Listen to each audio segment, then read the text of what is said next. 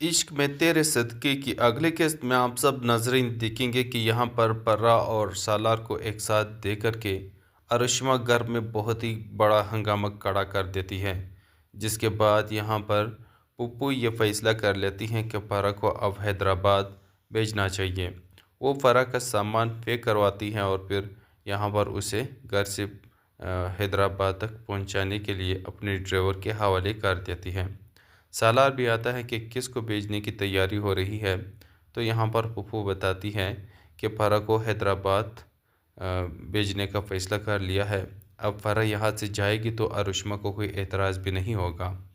अब पर्रा यहाँ से चली जाती है, वो बहुत रोती है, बहुत समाजत करती है अपनी बहू के सामने, लेकिन वो नहीं मान रही क्योंकि उसे अच्छे से अंदाज़ा हो गया है कि वो उसके बेटे के पीछे पड़ चुकी है।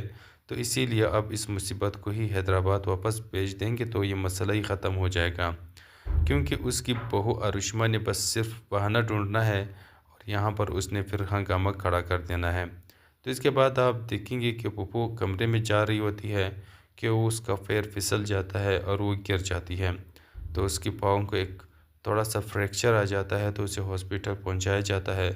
तो वहाँ पर उसकी ट्रीटमेंट हो जाती है। ट्रीटमेंट के बाद जब वो घर आती है तो बहुत ही ज़्यादा रोती है, कॉल करके नूर को बताती हैं कि बेटा मैं बहुत ही ज़्यादा तकलीफ़ में हूँ, इस वक्त आपको मेरे पास होना चाहिए क्योंकि मुझे आपकी सहारे की ज़रूरत है। नूर कहती है कि ठीक है पुप्पू, मैं आने की कोशिश करती हूँ, मैं आ जाती हूँ। अब सालार खुश हो जाता है कि नूर आएगी तो उसके साथ मैं फिर से फ्लर्ट करना शुरू हो जाऊंगा। और पहले तो फ़रत थी, फ़रत चली गई, अब नूर है।